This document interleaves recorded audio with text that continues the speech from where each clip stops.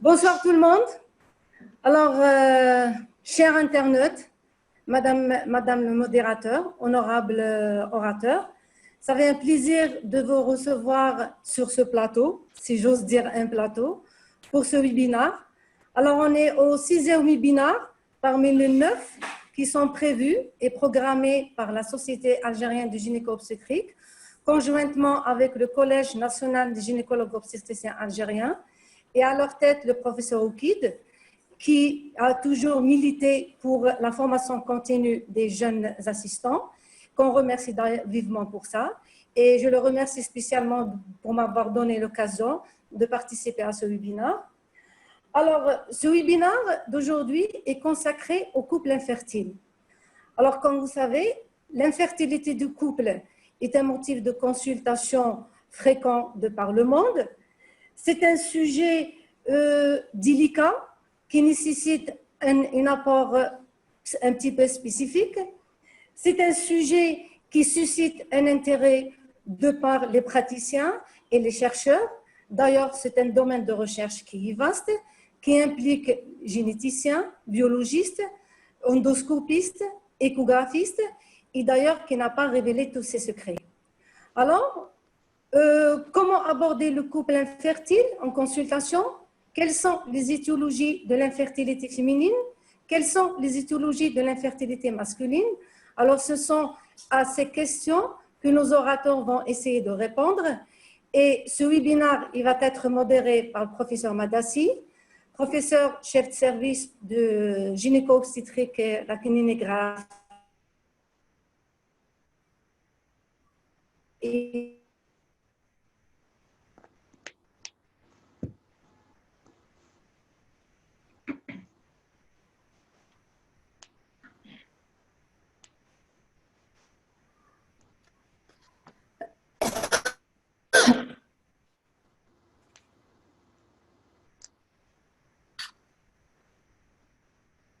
Connexion instable.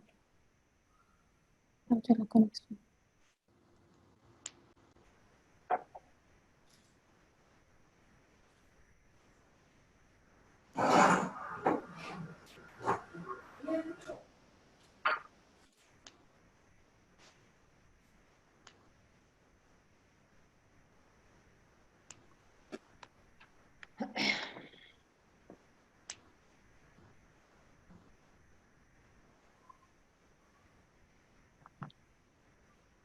Il y a juste un petit problème technique au niveau de la connexion. Elle va s'établir dans un petit moment.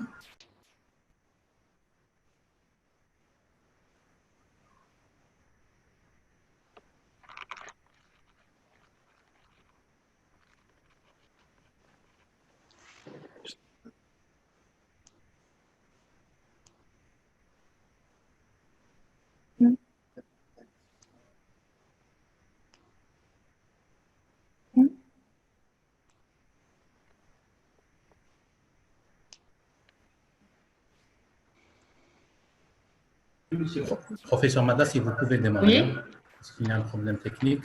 Il y a eu un problème de son, donc à un moment, on n'entendait plus. C'est réglé, donc vous pouvez démarrer, professeur Madassi. Pardon? C'est réglé, mais vous pouvez commencer le webinaire. Ah ben parfait, d'accord. Eh bien donc, à mon tour de souhaiter la bienvenue aux chers consoeurs et aux chers confrères à ce webinaire. Je vous dis bonjour à tous et espérons que ce webinaire répondra à vos attentes concernant donc ce thème qui a été choisi. Alors, sans plus attendre, la parole est donnée au docteur Heimer qui va nous parler comment aborder le couple infertile en consultation.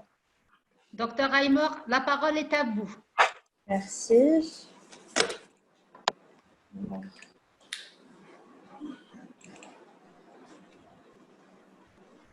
C'est bon. Alors, bonjour tout le monde. Je commence par saluer professeur Oukid, professeur Madassi, professeur Manseur. Je les remercie de m'avoir permis d'être là pour vous parler d'un sujet qui ne cesse de faire débat, le couple infertile. Et plus particulièrement, aujourd'hui, comment aborder ce couple en consultation. L'infertilité est un problème de santé publique.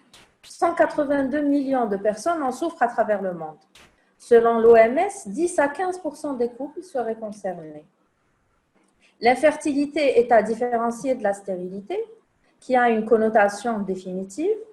L'infertilité est selon la dernière définition de l'OMS et du CNGOF, est une maladie définie par l'incapacité d'un couple à obtenir une grossesse après 12 mois de rapports sexuels réguliers non protégés ou après 6 mois si l'âge de la partenaire est supérieur à 35 ans. La prévalence est de 25% des couples dans les pays développés. Elle peut atteindre 30% dans les pays en voie de développement, dans l'Afrique du Nord. En Algérie, nous n'avons pas encore de chiffres officiels, mais le ministère de la Santé évalue ce taux à 10%. Marquant une disparité à travers les régions, cela serait dû aux différences socioculturelles. Ça reste un sujet tabou, surtout dans notre société. Ça diminue la virilité chez les hommes et ils le ressentent en tout cas comme ça. Et les femmes le ressentent aussi comme un échec. Maintenant, ce couple, quand il va consulter, il doit se sentir à l'aise. Il va demander de l'aide. Le praticien doit être à son écoute et la démarche doit être méthodique. Notre objectif aujourd'hui est de montrer comment se fait l'abord d'un couple infertile en consultation et les moyens utilisés pour y arriver. L'exploration du couple doit être en simultané. On explorera en même temps l'homme et la femme. Les examens complémentaires doivent se faire selon un ordre logique. La première consultation a pour but de mettre le couple en confiance. Donc, le premier contact avec le couple est très important. Cette consultation va confirmer le diagnostic d'infertilité. Et pendant cette consultation, nous allons examiner le couple et ça sera un examen complet. Donc, l'interrogatoire pour le couple va rechercher les facteurs de risque. Tout d'abord, l'âge. L'âge est très important. C'est un facteur pronostic important, surtout chez la femme. On sait bien que la réserve ovarienne commence à diminuer à partir de l'âge de 35-37 ans. Le tabac, maintenant, c'est connu. C'est un facteur de risque important, indiscutable en infertilité. Il agit sur la spermatogénèse, sur l'ovulation. Il existe des professions à risque où l'on est exposé à des facteurs physiques, chimiques et toxiques, comme les pesticides. Et aussi, nous avons les perturbateurs endocriniens qui nous entourent dans cette atmosphère qui ne cesse d'être polluée de jour en jour. On recherchera aussi les antécédents familiaux, des cas similaires dans la famille, et on recherchera bien sûr les antécédents personnels, médicaux, chirurgicaux. L'interrogatoire va rechercher aussi la date de vie commune, avec ou sans contraception, les rapports sexuels réguliers, des rapports sexuels 2 à 3 fois par semaine sont suffisants, leur qualité, est-ce que c'est des rapports sexuels qui sont complets? Est-ce qu'il existe des dyspareunies? Est-ce qu'il y a des problèmes à type de vaginisme, d'impuissance? Et on va interroger le couple sur une éventuelle prise en charge antérieure. L'interrogatoire il serait souhaitable, de faire l'interrogatoire après séparément chez l'homme et la femme. On va interroger cette femme sur sa ménarche, le caractère de son cycle. Est-ce que c'est plutôt des cycles réguliers ou irréguliers? Est-ce que on a des spanioménorrhées qui vont nous orienter vers les OPK? Est-ce que plutôt c'est des cycles courts qui vont nous orienter vers des IOP? On va l'interroger sur la contraception, les circonstances de grossesse antérieure, s'il y en a eu, notion de manœuvre endo-utérine. On va l'interroger aussi sur la notion de salpingite et d'une éventuelle prise en charge antérieure. L'examen physique va prendre son poids, sa taille pour calculer l'IMC. Une IMC normale se trouve entre 18,5 et 25. On va examiner la pilosité, rechercher une malformation génitale basse ou haute. On va examiner la glaire cervicale et on n'oubliera pas d'examiner les seins, qui fait partie du dépistage. Mais ici, dans notre contexte d'infertilité, on va rechercher aussi une galactorrhée. N'oublions pas aussi d'examiner notre glande thyroïde, si souvent oubliée. L'interrogatoire chez l'homme va rechercher les circonstances de sa puberté, l'existence d'orchides, d'infections génitales, de chirurgie hernière, de paternité précédente éventuelle. L'examen chez l'homme, l'examen physique est primordial. On va aussi prendre son poids, sa taille, on va calculer son IMC, on va examiner les organes génitaux externes, les testicules, la prostate et on recherchera une gynécomastie. Au terme de cette première consultation, le diagnostic d'infertilité est confirmé ou infirmé. Certaines causes de non-fécondation sont dépistées, comme des problèmes d'ordre sexuel. On a dit le vaginisme, l'impuissance. Et à ce stade, déjà, on peut déjà avoir une orientation pathologique et une prise en charge en fonction de l'étiologie. Maintenant, en l'absence de facteurs d'orientation, on va demander le bilan de première ligne.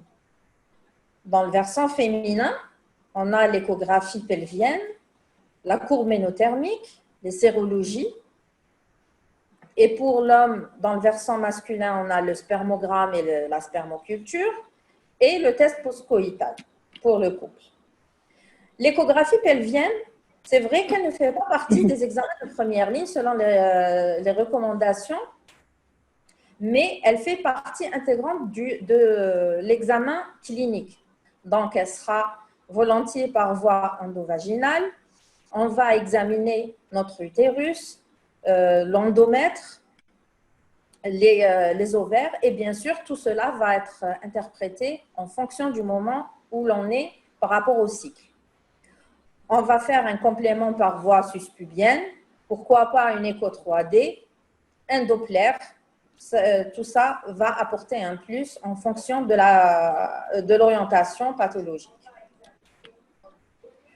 La courbe ménothermique maintenant va nous renseigner sur l'ovulation, si ovulation il y a, et sa qualité.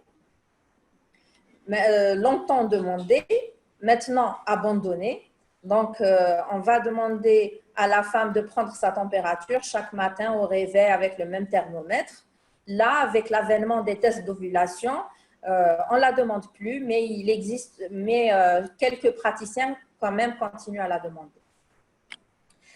Pour les sérologies, on va demander les sérologies à chlamydia, mycoplasme et syphilis.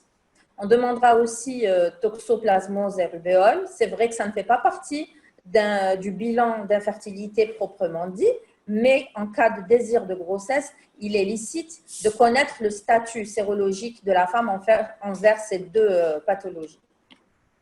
Maintenant, pour le spermogramme et le spermocytogramme. Une anomalie de la spermatogenèse doit être confirmée sur 2 prélèvements à 3 mois d'intervalle. Une spermoculture va compléter l'examen si le spermogramme n'est pas normal, mais dans la vraie vie, dans notre pratique quotidienne, on demande la spermoculture en même temps que le spermogramme parce que déjà, l'homme a du mal à faire cet examen, donc pour éviter de répéter les prélèvements, on demande la spermoculture en même temps. Maintenant, pour l'interprétation du spermogramme, ça a évolué dans le temps. La dernière classification, c'est l'interprétation du spermogramme de l'OMS 2010. Déjà, le prélèvement doit se faire au laboratoire. On ne doit pas faire les prélèvements à domicile. Le délai d'abstinence en moyenne est de 5 jours. Il va de 2 à 7 jours. On va parler d'hypospermie si le volume est inférieur à 1,5 ml et d'hyperspermie s'il est supérieur à 6 ml. Le pH limite, la limite inférieure du pH est de 7,2. Maintenant, pour la numération, le nombre normal de spermatozoïdes est supérieur à 15 millions par millilitre. On va parler d'oligospermie si le nombre est inférieur à 15 millions par millilitre, d'oligospermie sévère si le nombre est inférieur à 5 millions par millilitre. On va parler d'azospermie s'il y en a une absence totale de spermatozoïdes. Et là, il faut faire attention. On va faire un deuxième spermogramme avant de coller l'étiquette à l'homme qu'il est azosperme. Et quand on a l'azospermie, il ne faut pas oublier de rechercher les spermatozoïdes dans les urines. Il faut toujours penser à l'éjaculation rétrograde. On a aussi la cryptosospermie. C'est quand on va retrouver que quelques spermatozoïdes après la centrifugation. Et on va parler de vitalité de spermatozoïdes normale si elle est supérieure à 58%.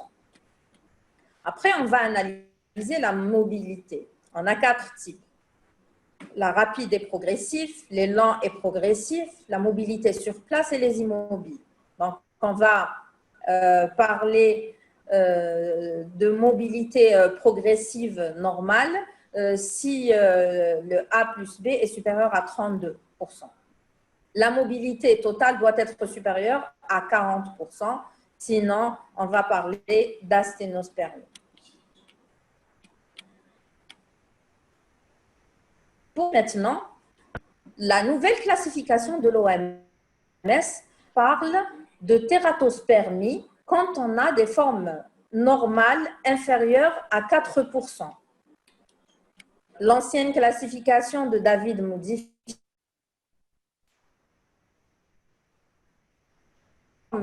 normale inférieure à 15%.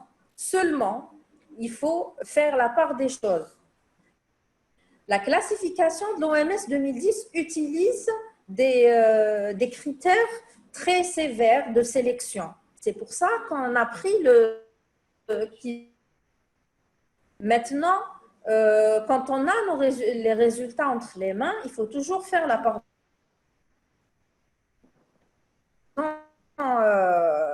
utilisée pour interpréter les résultats. Maintenant, pour le TPC, longtemps utilisé, il avait pour but de voir l'interaction spermatozoïde-glaire. Maintenant, il n'est pas considéré, selon les recommandations, il n'est pas considéré comme examen de première ligne et seulement il continue à être demandé par certains praticiens. Maintenant, deuxième consultation, on va analyser les résultats de la première consultation. Si on a une anomalie, bien sûr, la prise en charge sera orientée en fonction de la pathologie. Maintenant, si le bilan est normal, on va passer au bilan de deuxième ligne, qui est le bilan hormonal et l'hystérosalpingographie. Pour le bilan hormonal, en premier, on va demander une FSH, un œstradiol et une LH en début de cycle.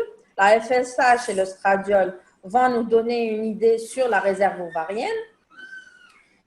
La prolactine, on va la demander à n'importe quel moment du cycle. Ça va être le matin avant 11 heures au repos et à jeun. Et on va demander une TSH. Une TSH pour la fertilité, on doit avoir un taux de TSH entre 1,5 et 2,5. Maintenant, on peut demander après l'AMH. L'AMH, cette hormone à la mode demandée de plus en plus, il faut vraiment savoir qu'elle a bien des indications et qu'on ne la demande pas systématiquement. Les autres examens hormonaux vont être demandés en fonction du contexte et en fonction des résultats des autres examens. Maintenant, pour l'hystérosalpingographie, longtemps et jusqu'à maintenant considérée comme l'un des piliers de l'exploration de l'infertilité chez la femme, présente pourtant des inconvénients.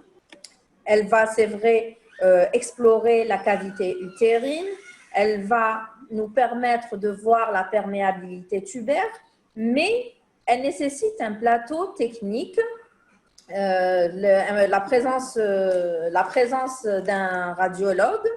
Les femmes décrivent souvent des douleurs à la suite d'une hystérosalpingographie. Aussi, on va utiliser un produit de contraste iodé qui risque de donner des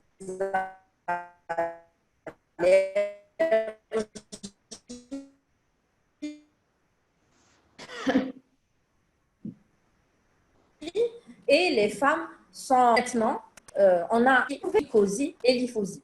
Alors, le principe, c'est d'injecter un produit à l'intérieur de la cavité utérine et de prendre des clichés pour explorer cette cavité et en même temps, on va prendre des clichés pour explorer aussi les trompes. Maintenant, lycosie va utiliser un produit en milieu salé, un gel qui va être mélangé à des bulles d'air et ça va permettre de bien voir après avec l'aide d'une échographie 3D. Ces avantages, c'est que ça peut se faire en ambulatoire, en consultation, on n'a pas besoin d'une anesthésie. La femme décrit moins de douleur avec ces techniques. On n'a pas de risque d'allergie et surtout, on n'a pas d'irradiation au rayon X. Maintenant, c'est vrai que c'est une technique nouvelle. Il y a eu beaucoup d'études. Il y a eu même des études qui ont comparé cette hystérosonosalpingographie à l'épreuve au bleu pendant la célioscopie et on a trouvé des résultats comparables avec l'hyphosie. Concernant la sensibilité et la spécificité, seulement un peu moins avec la technique de lycosie.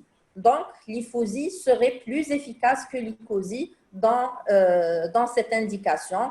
Cela parce qu'il y a ce gel avec les bulles d'air qui donne un meilleur contraste, donc on voit mieux. Donc, pourquoi pas, dans le futur, développer cette technique et faire profiter ces femmes. Maintenant, après, on aura plusieurs choix. Si on a une orientation, bien sûr, on continuera notre prise en charge. On aura le choix d'attendre l'expectative et on peut même commencer les inductions de l'ovulation si les conditions le permettent. S'il n'y a toujours rien, on passera au bilan de troisième ligne. L'endoscopie, l'hystéroscopie. L'hystéroscopie va nous permettre de visualiser la cavité utérine. Et aussi, elle va permettre de traiter des pathologies si elles existent. L'hystéroscopie, on peut la faire même avant la PMA pour préparer au protocole. Et là, on a aussi la célioscopie. J'ai mis plus ou moins célioscopie car là, le débat reste ouvert. Est-ce qu'on fait une célioscopie première puis PMA ou le contraire? Là, ça dépend du contexte, des pathologies. Donc, là, il y a toujours des controverses et toujours, ça reste à discuter. Maintenant, en même temps que cette prise en charge technique, il ne faut pas oublier la prise en charge psychologique. le volet psychologique que nous, gynécologues, avons tendance à négliger. Donc, on doit avoir une soft attitude. Il faut dépister les terrains à risque anxiogène ou les terrains anxiogènes. On peut même les orienter vers des spécialistes, car on est souvent en face de couples en détresse qui souffrent d'une prise en charge lourde, tant sur le plan exploration que sur le plan thérapeutique. Donc, pour cela, on peut orienter vers le spécialiste si c'est nécessaire. Et pourquoi pas proposer des groupes de parole qui peuvent apporter une aide considérable. Bon, voici un arbre décisionnel qui résume à peu près ce qu'on vient de dire, selon le plan. Et je pourrais conclure en disant que 15 à 20% des groupes pour une difficulté à concevoir. Les données de l'interrogatoire permettent d'orienter le plus souvent vers un diagnostic étiologique. L'examen clinique doit être méthodique et complet chez la femme et chez l'homme. Les examens complémentaires doivent suivre un ordre hiérarchique. L'icosie, hyphosie, pourquoi pas? Ça pourrait supplanter l'hystérosalpingographie dans le futur. La prise en charge psychologique est très importante à ne pas négliger. Je vous remercie. Merci, Dr Heimer, pour ce tour d'horizon très exhaustif sur les examens complémentaires et à demander et surtout préciser, vous avez été très pointu sur un petit peu l'ordre à suivre, c'est très important. Et surtout aussi la méthodologie, donc l'interrogatoire, l'examen clinique. Je crois que le message à retenir de cette première communication, il ne faudrait plus que les femmes, quand elles consultent pour un problème de désir de grossesse, il ne faut plus qu'elles ressortent avec une ordonnance de médicaments. Je crois que c'est ça le message qu'on veut faire passer. Vous voyez donc la complexité de l'infertilité. Il y a 1001 causes. Chaque couple a ses causes. Donc, par conséquent, il a ces solutions qui sont spécifiques. Donc, on ne peut pas avoir une attitude univoque à tout le monde. C'est pour ça que l'abord d'un couple infertile, il faut suivre une certaine logique et une méthodologie. Merci encore. Là, je crois qu'il y a des questions pour vous, Dr Heimer. Donc, la première question, donc on va retenir 2 questions. Alors, la première… le tabagisme passif a-t-il la même influence que le tabagisme actif sur l'infertilité féminine? Donc, essayez de répondre. Maintenant, il n'est plus à prouver que le tabagisme agit aussi bien sur la spermatogenèse que sur l'ovulation. Donc, même le tabagisme passif agit sur la fertilité féminine. Ça agit aussi bien sur l'ovulation que sur l'anidation.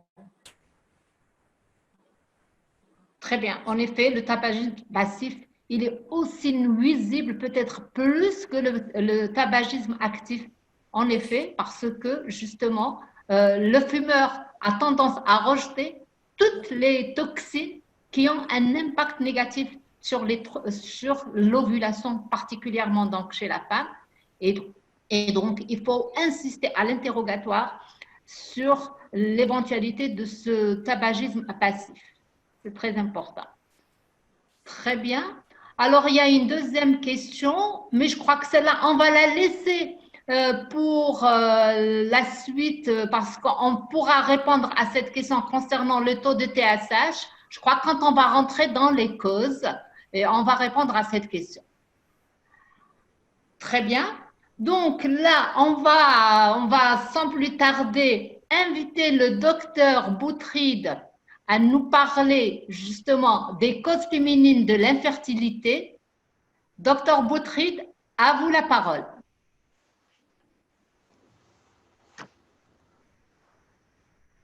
Alors, bonsoir tout le monde, bonsoir mes amis, mes maîtres.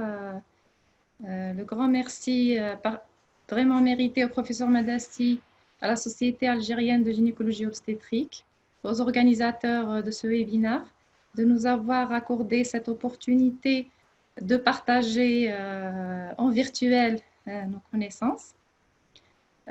Donc après Dr Amier, j'interviens en citant les causes de l'infertilité féminine. En 20 minutes, on ne peut pas survoler toutes les causes, mais on insiste surtout sur les mécanismes physiopathologiques. Une connaissance parfaite des mécanismes physiopathologiques nous permettra d'accorder nos cordes de violon et donc harmoniser la prise en charge. Pourquoi parler des causes de l'infertilité féminine? L'infertilité féminine, c'est un motif fréquent de consultation, comme l'a dit mon ami Dr Amier. Le taux, il est alarmant, il est en hausse. On s'approche de 20%, donc c'est les données de la SAFEC de 2020. On note une augmentation de l'âge moyen de mariage des femmes. Et on a ce concept sociétal qui confond la féminité avec la maternité chez nous. Et surtout, établir un diagnostic précoce améliorera la prise en charge qui est plus facile. Pour avoir une fertilité, il faut avoir une intégrité du système de reproduction. Le cerveau, l'ovaire, la trempe, l'utérus, le col, le vagin et même l'hymen. Il y a certains facteurs de risque de l'infertilité féminine. On a les infections sexuellement transmissibles, surtout à répétition. Il y a des facteurs génétiques. Il y a le tabagisme actif ou passif, comme on vient de le dire. Et l'action, elle est directe sur l'ovogenèse en réduction des ovocytes, le nombre des ovocytes, aussi sur la mobilité des trompes. On a les pathologies maternelles immunitaires et surtout les antécédents de chirurgie pelvienne. Il y a les facteurs environnementaux, c'est les perturbateurs endocriniens, les fameux perturbateurs endocriniens. Certains ils ont un effet protecteur, les autres, ils ont un effet délétère sur la fertilité. Il y a plusieurs études qui sont en cours, qui ont été établies, et ça expliquerait le taux qui est en nette augmentation. Donc, les causes de l'infertilité, on a les désordres en première ligne, c'est les désordres d'ovulation, c'est l'usine, les anomalies de la trompe, bien des trompes. En dernière position, on a les anomalies cervico-utérines. Docteur Boutrid, oui. Vous pouvez parler un peu plus fort, c'est ce que les auditeurs réclament. D'accord. Donc, on a en première ligne, c'est les désordres d'ovulation. C'est les défects de l'usine. En deuxième position, c'est les anomalies des trompes. C'est une classification mnémotechnique. On sait très bien qu'il y a un engrenage entre les différentes étiologies, les différentes causes. Mais c'est juste pour retenir les grands chapitres et les grandes étiologies. On a en troisième ligne, c'est les anomalies cervico-utérines. L'endométriose, elle intervient à part parce qu'elle peut toucher l'un ou l'autre, ou parfois tous les axes précédemment cités. Pour les désordres d'ovulation, donc on a les désordres d'ordre central ou bien périphérique. Central, c'est l'hypothalamus ou bien l'hypophyse. Et les désordres périphériques, c'est l'ovaire. Donc, on a les dysovulations. D'origine centrale, c'est des atteintes au niveau de l'hypothalamus ou bien au niveau de l'hypophyse. Les atteintes hypothalamiques peuvent être fonctionnelles ou bien organiques. Les atteintes hypophysaires, elles entraînent un hypopituitarisme qui est dû à une anomalie génétique ou bien un problème tumoral, ou bien d'origine vasculaire, c'est des apoplexies en général du postpartum. Les dysovulations périphériques, c'est dû à des anomalies de l'ovaire, de l'ovulation, soit par agénésie, et ce sont les pathologies ou bien les causes de très mauvais pronostics. C'est des femmes qui sont stériles, donc elles ne sont pas infertiles. On a les insuffisances ovariennes et on a le syndrome des ovaires polykystiques qui est le chef de file. Pour les anomalies de l'ovulation, donc, ils sont toujours accompagnés de troubles du cycle menstruel. L'expression clinique, elle est inconstante, essentiellement en cas de troubles d'ovulation dissimulés ou bien d'insuffisance de la phase lutéale ou bien du LUF syndrome. C'est là où on doit faire un bilan biologique. Donc, c'est des troubles du cycle menstruel infracliniques. Donc, la définition d'une anomalie et des troubles du cycle. Donc, on a plusieurs types. C'est une patiente qui a eu ses ménarches pendant la première année sans problème, donc sans transition. Et par la suite, entre la première et la troisième année, elle a des cycles soit courts, donc de 21 jours, soit des cycles qui sont longs, de 45 jours. Au-delà de 3 ans jusqu'à la périménopause, c'est la même définition. Ou bien, si elle va faire moins de 8 cycles par an. Après une année de la ménarche, s'il y a un seul cycle qui dépasse les 90 jours, c'est considéré comme des troubles du cycle menstruel. Les troubles du cycle menstruel sont définis aussi par soit une aménorrhée primaire, c'est-à-dire que la patiente elle dépasse l'âge de 15 ans, ou bien elle dépasse les 3 ans après la télarche, c'est-à-dire le développement mammaire. Donc, il faut aller les rechercher. Donc, si on n'a pas de cycle, de trouble du cycle menstruel, il ne faut pas se dire qu'il n'y a pas d'anomalie d'ovulation. Il faut savoir aller les rechercher par les investigations paracliniques.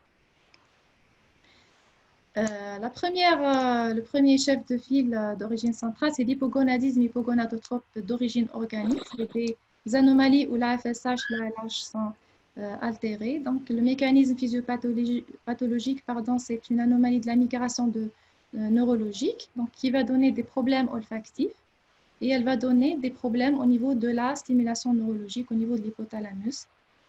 C'est le syndrome de Kallmann de Morsier, tout le monde le connaît. Donc, c'est un défaut de migration des neurones qui va donner une absence totale de la GnRH, une anosmie.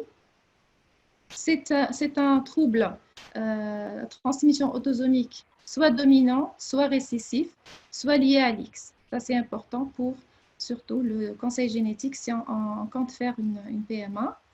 Et c'est dû à une mutation génétique. Le traitement, il est possible. Donc, on a actuellement les pompes à GnRH. Donc, c'est le déficit le moins fatal chez la femme. Et donc, on peut placer la pompe si on veut réellement faire une procréation médicalement assistée, qu'elle soit lourde ou bien minime. On entend mal, Boutride. Le problème de sang toujours. Alors, on a l'insuffisance hypothalamo-hypophysaire fonctionnelle quand on ne trouve pas de cause organique. Et c'est généralement dû à un amaigrissement important, à un stress ou bien un excès d'exercice. Vous avez l'équilibre physiologique entre ces neurohormones qui est la leptine et la gréline qui sont sécrétées par l'estomac. C'est la gréline qui est l'hormone orexigène, c'est-à-dire qui va stimuler l'appétit. Et on a la leptine qui est une neurohormone anorexigène. Quand on a un syndrome d'amaigrissement, ou bien un stress ou un exercice qui est important, il y a une augmentation de la sécrétion de la gréline qui va agir au niveau central en diminuant la sécrétion de la GnRH et par feedback positif, donc négatif, on a une diminution de la sécrétion de la FSH-LH, diminution de l'estradiol et donc des anovulations qui sont dues au stress et à l'amaigrissement. On a l'hypopituitarisme, qui est l'insuffisance antéhypophysaire, qu'elle soit génétique. Donc, elle peut toucher plusieurs axes. Donc, on a l'axe gonadotrope, on a l'axe thyriotrope, corticotrope, en fonction des axes qui sont atteints. Et là, c'est l'intérêt du conseil génétique avant la conception. On a les tumeurs de la glande hypophyse, et surtout les adénomes à prolactine qui vont pousser et donc détruire les cellules des autres axes, entraînant un hypopituitarisme secondaire à une destruction tumorale. Et on a le syndrome de Chiron qui consiste en une nécrose pituitaire du postpartum à cause de cette vascularisation de type terminal de l'antéhypophyse. Donc, c'est une altération de la vascularisation par hypoperfusion qui va donner une apoplexie, donc une lésion au niveau de cet organe qui va donner une insuffisance hypophysaire par la suite. Le grand oublié, la thyroïde, c'est l'hypothyroïdie, donc qu'elle soit clinique ou infraclinique. Un taux de TSH supérieur à 5000 unités par litre définit l'hypothyroïdie, mais il faut savoir que des taux inférieurs à 5000 unités et supérieurs à 2,5, qui sont fortement associés à un taux important de diminution d'implantation et de perte précoce de grossesse. Et c'est pour ça qu'on demande en fonction des recommandations de la TAS et l'American Association de la thyroïde, qu'on doit dépister les femmes à risque. Donc, c'est des femmes qui ont une auto-immunité thyroïdienne avec antécédent de chirurgie, plus ou moins irathérapie, néo de la thyroïde. Il faut les dépister en préconceptionnel, surtout si elles sont désireuses de grossesse ou bien elles consultent pour une infertilité. C'est vrai que le taux de la TSH normal, il doit être inférieur à 4 milliunités, mais il faut discuter toujours un traitement si vous avez les anticorps anti-TPO qui sont positifs. Donc, il faut toujours avoir un taux de TSH compris entre 2,5 et 4 milliunités par litre.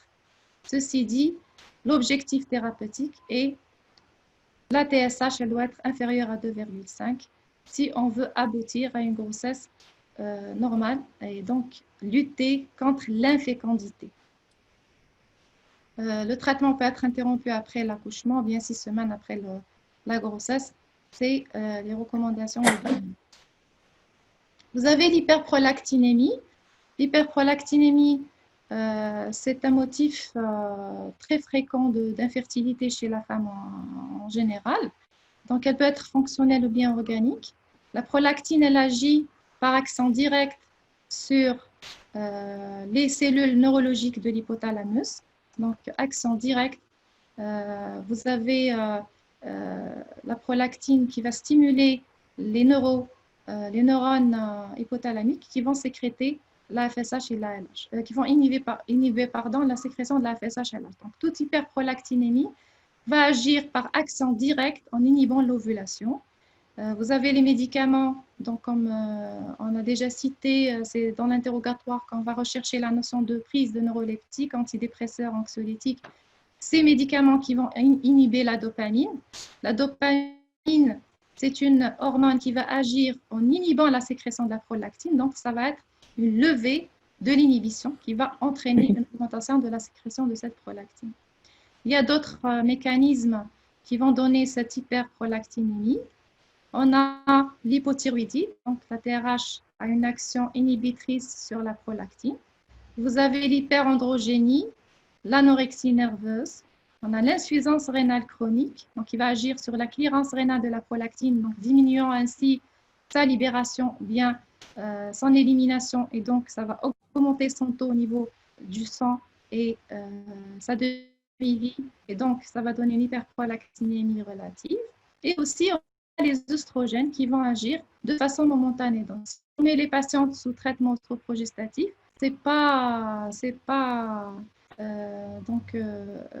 on sait très bien qu'elles vont présenter un état d'hyperprolactinémie transitoire qui est dû à cette prise de contraception orale. On a le SOPK, le stress psychologique et surtout les adénomes à prolactine qui nécessitent un traitement médical et ou chirurgical. Il faut faire attention au dosage de la prolactinémie, comme l'a dit mon ami Dr Heimer. Donc, il faut avoir une rigueur pour le prélèvement.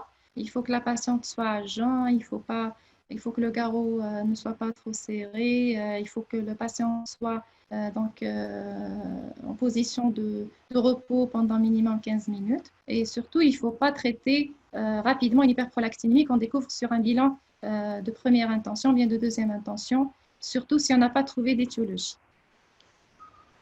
Donc, pour l'hypogonadisme hypogonadotrope, il faut traiter l'étiologie si elle est traitable, s'assurer de l'accord de l'équipe d'endocrino pour démarrer une grossesse selon l'étiologie initiale, et surtout, l'urgence, ce n'est pas la fertilité, c'est les autres déficits, les autres axes hypophysaires. Donc, il faut substituer les autres axes, mettre la patiente dans un état dans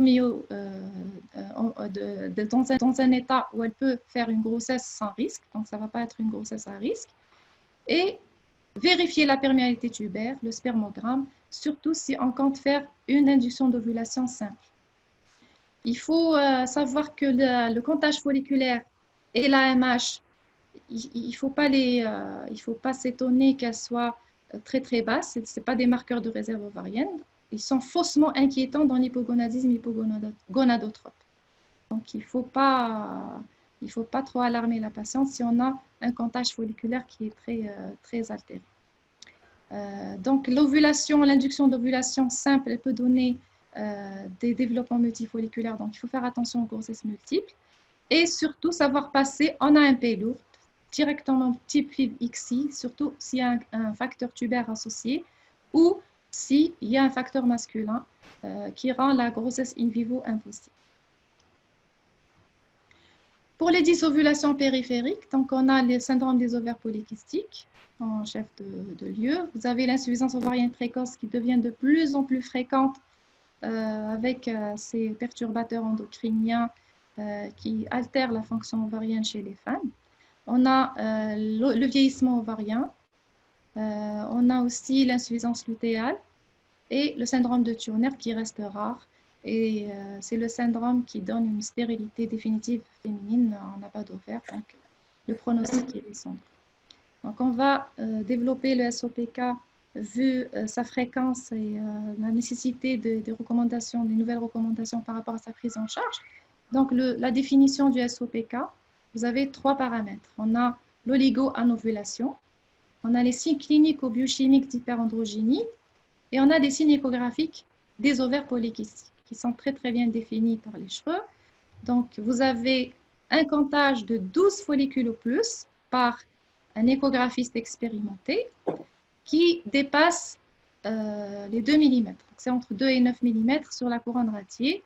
Un seul ovaire peut suffire au diagnostic. Donc il faut au moins 2 critères sur 3 pour poser le diagnostic de la SOPK. La classification de l'ECHRE 2018 donc, classe le SOPK en 4 phénotypes. Vous avez le phénotype A qui englobe les 3 paramètres diagnostiques. Vous avez l'hyperandrogénie, la dysovulation et vous avez la morphologie polycystique au niveau de l'échographie. Et on a le phénotype B, C, D, là où on a un des paramètres qui manque. Donc, ça dépendra. Le phénotype nous servira à classer la patiente et donc donner une visite thérapeutique et comment on va gérer le traitement.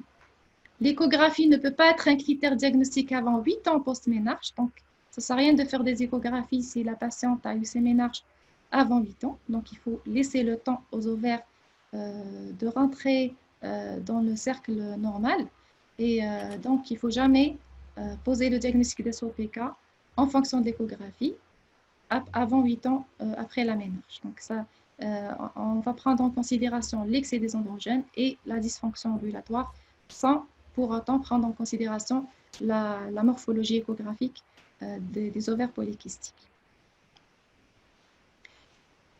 Donc l'exploration des troubles métaboliques, il ne faut pas les oublier, glucidiques, lipidiques, l'HTA, l'apnée du sommeil, le cancer de l'endomètre, surtout chez les patientes qui sont obèses, c'est essentiel. Ça ne fait pas partie des critères diagnostiques, mais c'est des paramètres qui vont établir un état favorable à la grossesse pour éviter justement le miscarriage ou bien les grossesses à haut risque.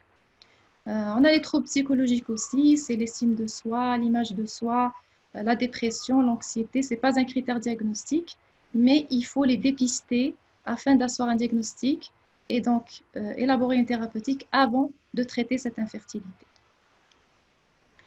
Donc, il faut toujours traiter tout ce qui suit la SOPK avant d'induire une grossesse.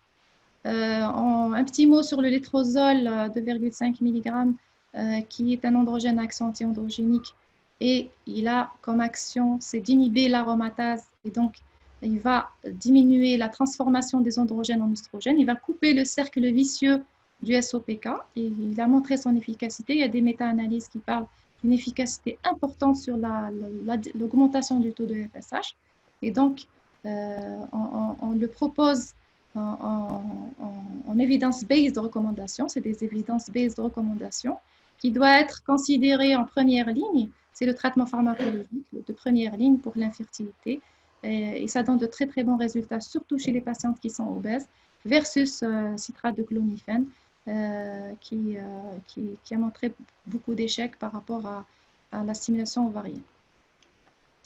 Et surtout, jamais induire avant de vérifier la perméabilité des trompes, surtout si on a un antécédent de pathologie tubaire ou bien de maladies, d'infections à répétition, etc. Donc, il faut faire une hystérosalpingographie.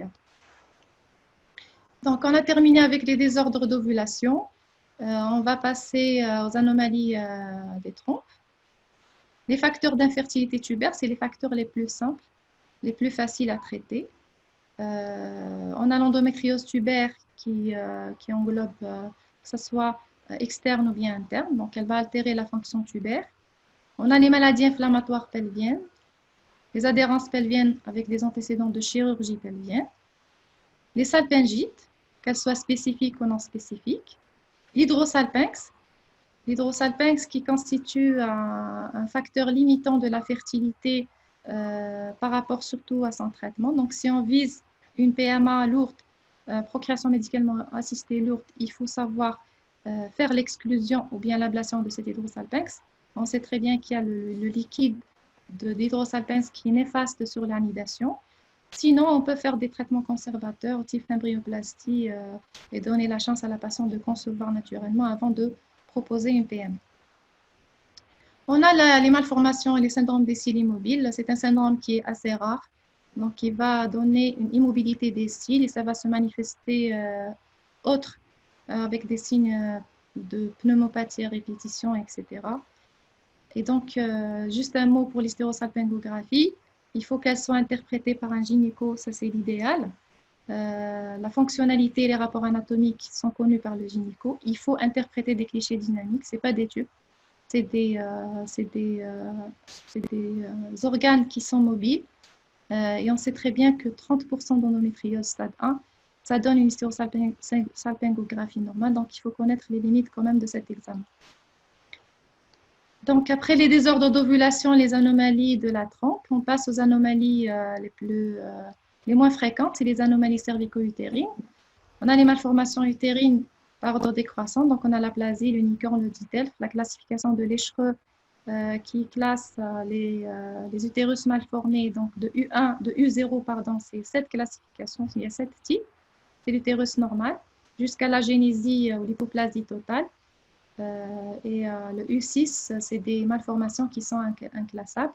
La malformation utérine, elle donne beaucoup plus l'infécondité, plus que la stérilité ou bien l'hypofertilité. C'est des grossesses qui sont, c'est des avortements à répétition ou bien des accouchements prématurés. Mais si on envisage de faire une PMA, procréation médicalement assistée, il faut traiter une cloison, il faut traiter un problème d'hypoplasie utérine pour donner le plus de chances à notre procréation médicalement assistée d'aboutir.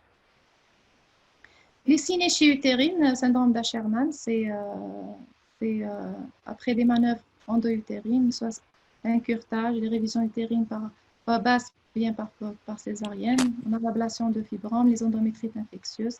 Les synéchies totales sont de très mauvais pronostics. Les synéchies partielles, par contre, donc, peuvent être traitées par voie hystéroscopique et donc les chances de fertilité elles sont importantes. On a les tumeurs, on a les fibromes ou bien les polypes. Donc, selon la classification de la FIGO, les types 0, 1 et 2, on fait rien. Donc, on fait un traitement hystéroscopique. Si le fibrome il est supérieur à 5, 5, 6 ou 7, c'est des fibromes sous-séreux, donc il ne faut pas toucher, on ne touche pas. Les controverses sont par rapport aux fibromes type 3 et 4. Il y a certains auteurs qui opèrent parce qu'ils préconisent une altération de la zone de jonction qui va altérer l'anidation. Et donc, ça dépendra des PMistes qui vont indiquer l'intervention chirurgicale. Donc, le diagnostic des fibromes est rendu aisé grâce à l'échographie 2D. Donc, on n'a plus besoin de l'IRM pour classer nos fibromes. Pour les causes cervicales, donc, ça va entraîner des anomalies de la sécrétion de la glaire cervicale. Et c'est dû à des amputations cervicales pour des causes néoplasiques en général, des CIN1 ou des dysplasies, les cervicites chroniques et surtout les cancers avancés. Et là, le traitement, il est facile. Donc, on peut faire des inséminations intra-utérines qui peuvent court-circuiter cet obstacle cervical. Pour l'endométriose, donc c'est une entité à part qui, quel que soit le phénotype, que ce soit le phénotype 1 endométrium ou 2 adénomyose ou 3 endométriose externe, elle va agir par tous les mécanismes. Donc, elle va donner des dysovulations, des anomalies des trompes, des anomalies de la cavité utérine, et les surinfections, rupture des kystes épais, des péritonites qui vont donner un syndrome adhérentiel complexe avec un syndrome inflammatoire pelvien qui va va fermer le Douglas, il va altérer la fertilité et donc la prise en charge elle est un peu complexe.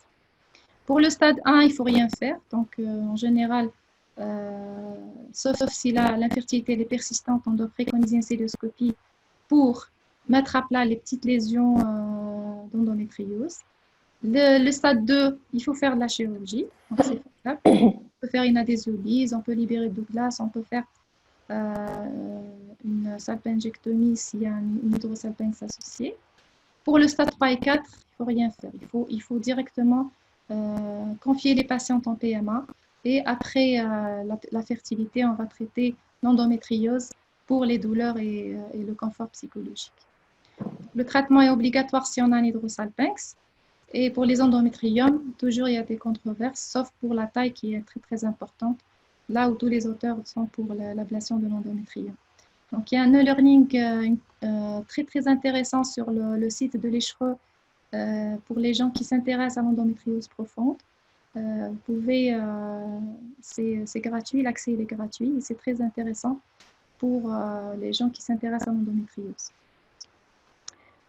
J'ai omis de parler des ismocèles. L'infertilité en matière d'ismocèles, elle est controversée. Il y a certains auteurs qui parlent d'infertilité, c'est à cause de syndrome adhérentiel. Il y a des études qui parlent de problèmes inflammatoires infectieux causés par ces ismocèles. C'est une pathologie qui est assez récente et on n'a pas encore de données fiables pour asseoir vraiment de relier l'infertilité à l'ismocèle. Vous avez les anticorps antispermatozoïdes qui entraînent une stérilité immunitaire et qui se lient aux spermatozoïdes en inhibant leur mobilité. Le test il est facile à faire, c'est au laboratoire. C'est un test très facile à réaliser. Et on a le vaginisme. C'est vrai, on passe le plus souvent à côté du vaginisme. On n'ose pas parler de la sexualité avec les patients. Et ça pose un énorme problème psychologique. Donc, il faut vraiment confier la patiente chez un psychologue pour justement lutter contre ce problème de pénétration qui va empêcher cette grossesse qui est très facile si on arrive à vaincre cet obstacle. On va dire un mot sur l'obésité. L'obésité en dehors de la SOPK, c'est un facteur reconnu et connu, incriminé directement dans l'infertilité. Ceci est dû à l'hypersécrétion du neurohormone qui est la leptine. On a parlé tout à l'heure de l'équilibre entre la neurohormone anorexigène et orexigène. Donc, c'est une neurohormone anorexigène qui va entraîner une augmentation de free fatty acids, c'est les FFA, les cytokines, qui vont augmenter l'insulinorésistance. Donc, cette neurohormone, elle va agir directement par diminution de la réceptivité endométriale au niveau de l'endomètre, par action directe sur l'ovaire, et donc ça va donner l'apoptose et donc une diminution de la méiose et augmentation de l'aneuploïdie, pardon. Et donc, ça va donner une atrésie folliculaire qui va entraîner l'infertilité. L'obésité aussi, par le biais des neurohormones, va entraîner une diminution des gonadotrophines qui va entraîner cette infertilité. Donc, parfois, si on demande à la patiente de faire un régime bien équilibré, une diète avec du sport, tout peut rentrer dans l'ordre et on peut traiter l'infertilité juste en agissant sur le nombre d'adipocytes dans son corps. Les autres causes psychosomatiques, les inconforts conjugaux, vous avez la violence conjugale. Donc, il y a plusieurs études qui ont montré que l'infertilité, elle est nettement plus élevée chez les femmes qui subissent des violences conjugales, les refus de partenaires, les refus de féminité, les peurs de la maternité. Tout ça, c'est des obstacles psychologiques à la grossesse qu'on peut vaincre par juste une thérapie psychanalytique ou psychologique. Il y a d'autres causes qui sont très très rares, c'est les causes génétiques de mutation. Il y a plusieurs études qui ont montré qu'il y a un lien direct par ces défects au niveau des chromosomes. Surtout, on va noter surtout le syndrome agalaxie hyperprolactinémie, c'est des hyperprolactinémies familiales qui sont notées. Donc, si on cherche dans l'arbre généalogique, on va trouver des tantes, des cousines qui sont infertiles. Et donc, l'enquête génétique va mettre en évidence ce syndrome qui donne cette hyperprolactinémie. On a survolé les étiologies qui sont multiples. Et malgré tous ces efforts scientifiques, 10% des infertilités restent inexpliquées. On n'arrive pas à trouver aucune étiologie. Et donc, on va conclure par dire que l'infertilité féminine, elle est complexe. Donc, il faut faire un interrogatoire minutieux du couple et surtout rechercher des antécédents dans la fratrie, dans les ascendants. Il ne faut jamais commencer par traiter, comme l'a dit le professeur Madassi. Donc, le fait de consulter en infertilité, ça ne veut pas dire donner une ordonnance. Il faut se donner du temps à explorer l'intégrité anatomique de l'appareil reproducteur, l'intégrité du mari. 1 sur 10% des infertilités restent inexpliquées. Donc, on attend les recommandations de SHRED 2021 qui vont nous donner des directives. Et surtout, un élément très important à noter, c'est de penser à la préservation de la fertilité. Surtout si la patiente, elle consulte pour une insuffisance ovarienne, le temps d'explorer, il faut la confier en PMA, faire une induction, obtenir des ovocytes soit par vitréfaction ou bien des embryons congelés, et on va se donner du temps à faire notre exploration. Si on a le temps de faire une grossesse par la suite, c'est bon, mais sinon, on a préservé la fertilité, donc il ne faut pas perdre du temps et penser qu'il y a une solution à cette hypofertilité qui est due à une insuffisance ovarienne. Je vous remercie.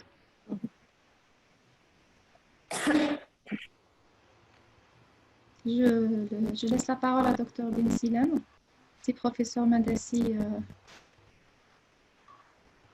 donne la parole. Merci, Dr Boutrid, pour cette communication riche d'enseignements. Peut-être qu'on va prendre 2 questions parce qu'il y a beaucoup de questions. On va se limiter juste à 2 questions. On va prendre les plus pertinentes.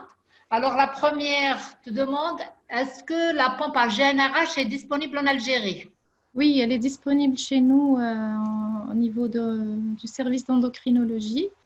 Et je crois que quand… Docteur Boutrid, je crois que là, ce qu'il faut dire, une fois qu'on a diagnostiqué un hypogonadisme hypogonadotrope, donc il ne faut pas baisser les bras. Au contraire, c'est les meilleures situations de stérilité, si j'ose dire ainsi. À ce moment-là, il faut les envoyer en endocrino justement pour la mise en place des pompes à GnRH parce que c'est eux qui sont autorisés à le faire, à le manipuler, ce n'est pas le gynéco. Et donc, après, pour la gestion de l'ovulation, évidemment, c'est le gynécologue qui doit prendre le relais. Voilà. Je crois j'espère qu'on a répondu à la question. Alors, une autre question. Alors, on te dit à quel moment on peut parler d'infertilité inexpliquée et quelle est la conduite à tenir? Alors, l'infertilité inexpliquée, c'est quand on a survolé toutes les étiologies, on n'a rien trouvé, on n'a rien à se mettre sous les dents. Donc, il y a les recommandations, ils sont en train d'être élaborées. On attend 2021, c'est les SHRED qui va les publier. Mais en général, on va proposer une cœlioscopie diagnostique, si on peut l'appeler comme ça, de désespoir, surtout si l'âge de la patiente ne nous laisse pas le temps d'attendre encore. Mais sinon, on propose la patiente en PMA. Très bien. Parfait. Alors, je crois que parce qu'on a quand même des impératifs de temps à respecter, alors là, on va passer la parole au docteur Bensilem. Saïd Lamia, pardon. Donc là, elle va nous parler de quelque chose que les gynécos ne gèrent pas très très bien parce que dès qu'il s'agit d'une cause masculine, on fait la passe à autrui. Or, moi, j'estime que la prise en charge de l'infertilité, elle est de l'ordre du gynécologue. Docteur Bensi Saïd, à vous la parole pour nous éclairer un petit peu sur la prise en charge des les étiologies de l'infertilité masculine. Merci. Bonjour, je vais essayer de partager l'écran. Un peu plus fort. Un moment, j'essaie de partager mon écran. Pardon.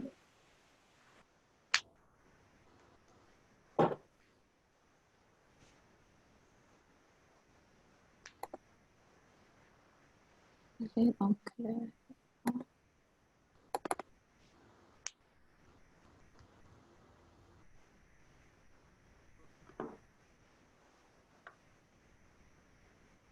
donc, vous l'avez là? Non. Oui, on a ton écran, mais après, il faudrait passer Ça fonctionne là? la diaporama. Parfait, c'est bon.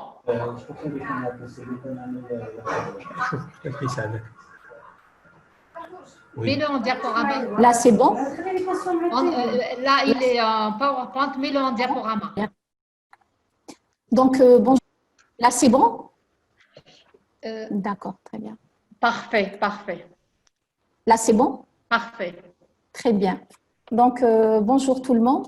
J'aimerais remercier les organisateurs pour ce webinaire, particulièrement professeur Madassi, professeur Oukid et professeur Monseur. L'infertilité, encore et toujours, c'est un sujet d'actualité, et ce depuis des années. C'est un problème de santé publique. Donc, je parlerai de l'infertilité d'origine masculine et on parlera aussi à la fin de la zoospermie. Pourquoi infertilité masculine? Parce que depuis toujours, on a considéré que l'infertilité du couple est d'origine féminine stricte, aux yeux de la société bien entendu. Or, avec les spermogrammes qui sont faits, on se rend compte qu'il y a beaucoup de spermogrammes pathologiques et donc l'homme a une responsabilité dans cette infertilité. Pas seulement une responsabilité, mais on remarque aussi qu'il a pratiquement la même responsabilité que la femme. Vous m'entendez là? Oui, oui, parfait. Ah, très bien. Donc, comme on voit ici sur la répartition des étiologies… Pardon? On vous entend, allez-y. Très bien. Donc, la répartition des étiologies, on remarque ici que 30% des étiologies sont d'origine masculine, donc autant que les filles. Donc, et l'homme et la femme ont une pathologie. Par contre, il restera 10% d'origine inexpliquée, où l'on ne trouve pas de raison à l'infertilité du couple. Donc, il faut savoir que la femme a, en général, quand il n'y a pas de problème ni chez elle, ni chez le conjoint, elle a 20% de chance de faire une grossesse par cycle, ce qui est minime quand même. Et à partir du premier rapport, s'il y a un désir de grossesse, en général, elle obtiendra sa grossesse au bout de 6 mois, si aucune pathologie n'est retrouvée. 14% des couples consultent pour infertilité, soit un couple sur 7. Donc, une question qui se pose, est-ce que la fertilité masculine est en baisse? Effectivement, elle est en baisse, surtout ces dernières années, et c'est pratiquement palpable. Les travaux s'intéressent, beaucoup de chercheurs s'intéressent à ça, et on a conclu que la numérotation spermatique a diminué en moyenne de 50% pour l'espèce humaine. On peut même dire qu'un homme produit 2 fois moins de spermatozoïdes que son grand-père au même âge, ce qui est énorme quand même. Donc, le déclin de la qualité du sperme au cours des 50 dernières années est palpable partout dans le monde. Également, ici, on voit l'étude de Swan qui montre qu'en Amérique du Nord, il y a un déclin très considérable. En Europe, pareil, et les autres pays. C'est des recherches qui sont faites sur 15 000 hommes. Donc, c'est quand même des travaux assez considérables. Quels sont les facteurs de risque de l'infertilité masculine? Il y a plusieurs facteurs. On va citer quelques-uns. Donc, il y a l'âge.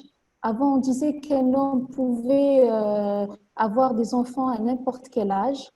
Certes, c'est vrai, mais il faut noter que sa fertilité diminue avec l'âge.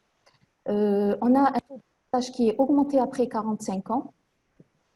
Et on a une augmentation du taux de fragmentation de l'ADN, du risque de mutation, c'est-à-dire en général, on voit que ces femmes-là qui sont mariées à des hommes âgés vont présenter des avortements répétitifs. Donc, il y a une dégradation de l'ensemble des paramètres après 45 ans. Le tabac, donc ce n'est plus à prouver, il y a un effet néfaste très important sur la spermatogénèse, sur tous les paramètres. Donc il y a des modifications structurales et d'apoptose. Donc vous voyez ici, j'ai mis quelques études. Donc vous voyez en rouge toutes les études qui montrent qu'il y a un impact négatif sur la fertilité. Il y a quelques-unes qui parlent c'est-à-dire qui démontrent ça, mais je pense que la majorité parle d'un impact très important. Le BMI, donc on sait que le BMI normal est entre 18 et 25, donc au-delà de 25, vous voyez ici sur l'étude de Ramelot qu'à partir d'un BMI de 25, on a une augmentation du risque relatif d'infertilité qui atteindra au-delà de 30 de BMI, qui atteindra 4 de risque relatif. Donc le risque relatif sera à 4. Donc ici, c'est un récapitulatif des études qui ont été faites chez des hommes obèses. Donc les anomalies les plus retrouvées, c'est l'augmentation de la proportion des atypies en fonction d'IMC. Il y a aussi une augmentation de l'asténosospermie. Il y a aussi une augmentation de la fragmentation de l'ADN. Et en général, ça concerne tous les paramètres du spermogramme. Les facteurs généraux, donc c'est l'exposition à des toxiques, ça peut être d'ordre iatrogène, c'est-à-dire tout ce qui est médicamenteux. Ça peut être aussi la chimiothérapie, la radiothérapie, les perturbateurs endocriniens. Donc je voulais souligner ce point-là parce que les perturbateurs endocriniens, on les retrouve partout de nos jours, dans notre vie quotidienne. C'est quoi un perturbateur endocrinien? C'est une substance exogène qui interfère avec les hormones naturelles à différents niveaux, que ce soit la synthèse, le transport ou autre. On pourrait comparer ça à une clé qui essaye d'ouvrir une serrure. Elle essaye d'ouvrir la serrure, donc des fois elle mime l'action de l'hormone naturelle et parfois elle la bloque, ce qui désorganise complètement le fonctionnement des hormones. Ils ont été largement mis en cause dans la diminution du nombre de spermatozoïdes dans les 50 dernières années, dans l'incidence de la cryptorchidie, du cancer du testicule, des malformations urogénitales comme l'hyposradiase. Donc chez la femme enceinte, pareil, c'est-à-dire qu'il y a une exposition intra-utérine du fœtus. Voilà, donc on les retrouve partout, dans les pesticides, les hydrocarbures, les détergents, dans la maison, la cuisine, les cosmétiques, les métaux lourds, les herbicides, les médicaments. On les trouve partout de nos jours. Et c'est vraiment inquiétant, ça prend vraiment de l'ampleur. Donc, un petit rappel de la physiopathologie. Donc, nous savons tous, il y a un axe hypothalamo-hypophyso-testiculaire. Donc, l'hypothalamus sécrète la GnRH qui a une sécrétion pulsatile. Cette GnRH va inciter l'hypophyse à sécréter la LH et la FSH. Et la LH va agir sur le testicule, particulièrement sur les cellules de Leydig qui vont sécréter la testostérone et les androgènes. Ça, c'est la fonction endocrine du testicule. Le testicule a aussi une fonction exocrine. Donc, la FSH va agir sur les cellules de Sertoli et sur les tubes séminifères où il y a les spermatogonies. Donc, c'est la spermatogénèse qui va être déclenchée et une sécrétion d'inhibine qui va avoir aussi un feedback négatif sur l'hypophyse. Donc, les étiologies des infertilités masculines. On entend souvent parler de causes sécrétoires, excrétoires, obstructives, non obstructives. Donc, pour un petit peu essayer de mieux voir les choses, on peut classer les infertilités selon 3 classifications qui se ressemblent. Donc, on a le système nerveux central, on a les testicules et on a les voies excrétrices génitales. Donc, si on prend le testicule comme repère, on aura les causes pré-testiculaires, c'est-à-dire tout ce qui est en rapport avec le système nerveux central. On a les causes testiculaires, c'est-à-dire un problème dans l'excrétion du sperme. On peut aussi les classer selon des causes sécrétoires et excrétoires. Les sécrétoires, donc, d'origine centrale, c'est-à-dire toujours un problème du niveau de l'hypothalamo-hypophyse, ou alors sécrétoire périphérique, c'est-à-dire au niveau testiculaire. Comme on peut avoir des causes excrétoires, donc c'est toujours l'évacuation du sperme, c'est-à-dire un problème de tuyauterie, si on peut dire ça comme ça. On peut aussi les classer selon des causes obstructives ou non obstructives. Obstructives, toujours, c'est les voies excrétoires, et non obstructives, c'est tout ce qui concerne le testicule et le système nerveux central. Donc, deux situations spermatiques se présentent à nous. Donc, quand on fait un spermogramme, on peut avoir une anomalie. Elle peut être minime, donc des oligoasténomalies majeures, qui est l'azoospermie, donc absence totale de sperme. Donc, dans ce cas-là, qu'est-ce qu'on fait? Donc, l'exploration diagnostique va passer par l'interrogatoire systématisé, donc comme ça a été détaillé dans les communications antérieures. Donc, l'examen clinique qui doit être très détaillé, c'est très important. Donc de préciser les antécédents, d'examiner l'appareil génital, chose que l'on ne fait pas chez nous et qu'on devrait faire justement. C'est-à-dire que la consultation d'infertilité doit être une consultation de couple. On doit recevoir les deux conjoints et faire l'examen et l'interrogatoire des deux conjoints. Quant aux examens complémentaires, donc on commence toujours chez l'homme par le spermogramme et selon les résultats et les anomalies, on demandera un bilan hormonal, une biochimie séminale, une échographie ou alors une recherche génétique. Les paramètres, les nouveaux paramètres du spermogramme OMS 2010 ont été détaillés. J'aimerais juste insister sur le fait qu'il faut s'attarder, quand on a un spermogramme sous les yeux, il faudrait s'attarder sur le pH et le volume. C'est très, très important, on passe souvent à côté alors que ça nous donne beaucoup d'informations. Par exemple, on a le volume, il doit être supérieur à 1,5 millilitre.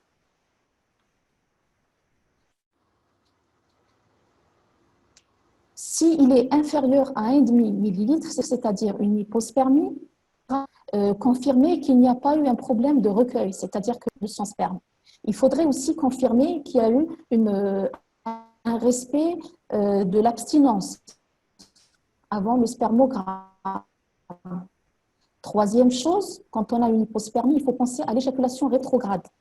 Donc, si on a une hypospermie, si on a en plus de ça un antécédent de diabète, un antécédent de chirurgie sur les voies, sur le col vésical, prostate, tout ça devrait nous faire penser à une éjaculation rétrograde.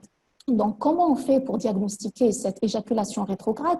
On va demander à l'homme de faire une alcalinisation de ses urines, c'est-à-dire quelques jours avant de faire le spermogramme, 3 à 7 jours, il prendra de l'eau de Vichy ou alors du bicarbonate de soude et ça va alcaliniser ses urines.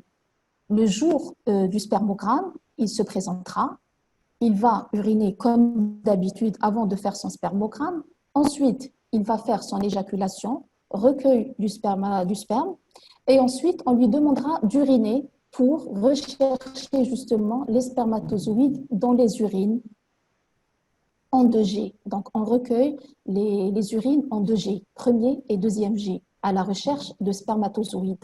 Pourquoi? Parce que quand l'homme a un diabète ou a bénéficié d'une chirurgie sur prostate ou sur le col vésical, lors de l'éjaculation, le sperme va remonter vers la vessie. Pour le pH, pareil, donc il faut toujours s'attarder sur le pH. Si on a un pH acide, donc inférieur à 7,2, il faudra penser à une absence de sécrétion des vésicules séminales. Donc il faut savoir qu'en général, on a le sperme est composé de 2 sécrétions majeures, en plus des autres. On va détailler tout à l'heure. Les plus importantes sont les sécrétions de la prostate qui, elle, est acide. Ça va nous aider à trouver le niveau de l'obstacle. On va détailler tout ça tout à l'heure. Voilà, là, c'était ce que j'étais en train d'expliquer.